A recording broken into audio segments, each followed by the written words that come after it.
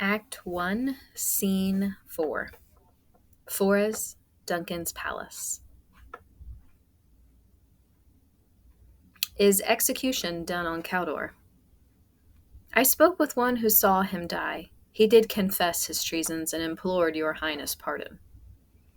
Nothing in his life became him like the leaving it. He died as one that had been studied in his death, to throw away the dearest thing he owned, as 'twere a careless trifle. There's no art to find the mind's construction in the face. He was a gentleman on whom I built an absolute trust. Oh, worthy Macbeth and noble Banquo, the debt I owe thee for thy valor and thy loyalty upon thy battlefield, great king, our loyalty is its own reward. Son, kinsmen, thanes, hear this. We will establish our estate upon our eldest, Malcolm, whom we name hereafter Prince of Cumberland. Such honor is not for him alone, but plentiful rewards shall come to all deservers. From hence to Inverness, and bind us further to you. I'll be myself the harbinger, and make joyful the hearing of my wife with your approach. So humbly take my leave. The Prince of Cumberland. That is a step on which I must fall down, or else o'erleap, for in my way it lies. Stars, hide your fires. Let not light see my black and deep desires. Inverness, Macbeth's castle.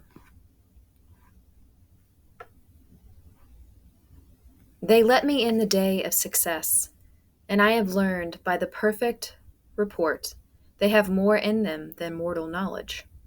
When I burned in desire to question them further, they made themselves air, into which they vanished.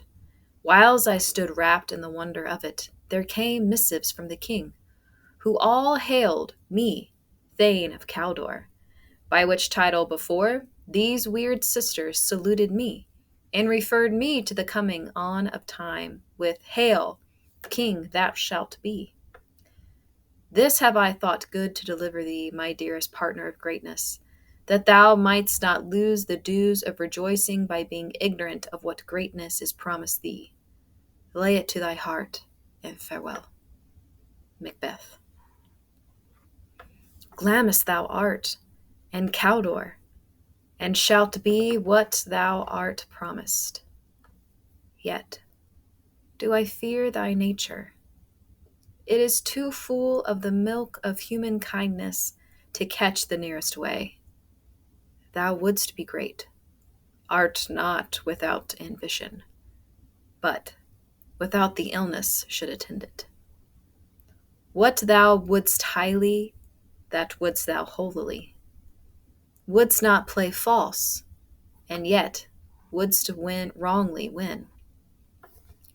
Hie thee hither, that I pour my spirits in thine ear, and chastise with the valor of my tongue all that impedes thee from the golden round, which fate and metaphysical aid doth seem to have thee crowned withal.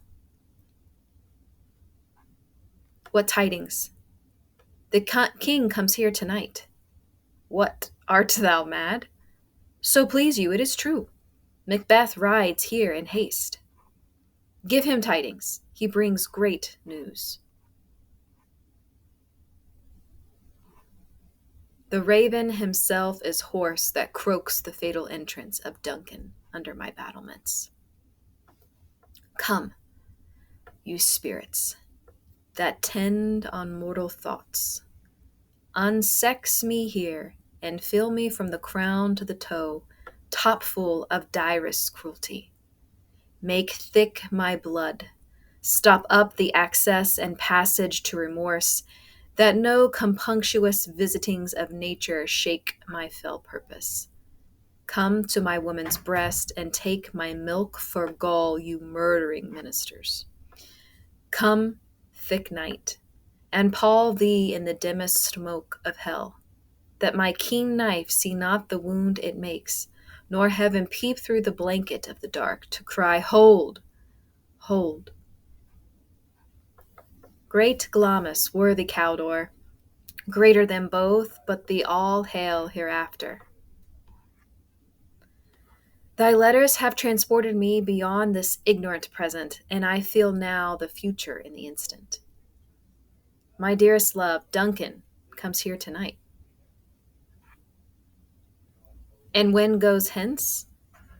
Tomorrow, as he purposes. Oh, never shall sun that morrow see. Your face, my Thane, is a book where men may read strange matters. To beguile the time, look like the time. Bear welcome in your eye, your hand, your tongue. Look like the innocent flower, but be the serpent under it. He that's coming must be provided for, and you shall put this night's great business into my dispatch. We will speak further. Only act your part. Leave all the rest to me.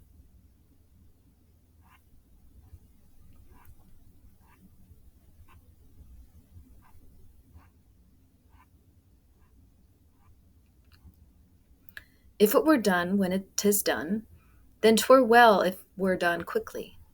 If the assassination might be the end of this dark business now, but here, upon this bank and shoal of time, we jump the life to come. But still there's judgment here. Do we but teach bloody instructions, which, being taught, return to plague the inventor? This even handed justice commends the ingredients of our poison chalice to our own lips. He's here in double trust. First, as I am his kinsman and his subject, strong both against the deed, then as his host, who should against his murderer shut the door, not bear the knife himself. Besides, this Duncan hath borne his faculties so meek, hath been so clear in his great office, that his virtues will plead like angels, trumpet-tongued, against the deep damnation of his taking off. I have no spur to prick the sides of my intent, but only vaulting ambition, which o'erleaps itself and falls on the other. How now, what news? He has almost supped. Why have you left the chamber? We will proceed no further in this business. He hath honored me of late, and I have bought golden opinions from all sorts of people, which will be worn now in their newest gloss, not cast aside so soon. Was the hope drunk wherein you dressed yourself? Hath it slept since, and wakes it now to look so sick and pale at what it did so freely? From this time such I account thy love. Art thou afeared to be the same in act and valor as thou art in desire? Prithee, peace. I dare do all that may become a man. Who dares do more is none. What beast was it, then, that made you break this enterprise to me? When you durst do it, then you were a man. The time and place thou wished for then have made themselves, but now their fitness unmakes you.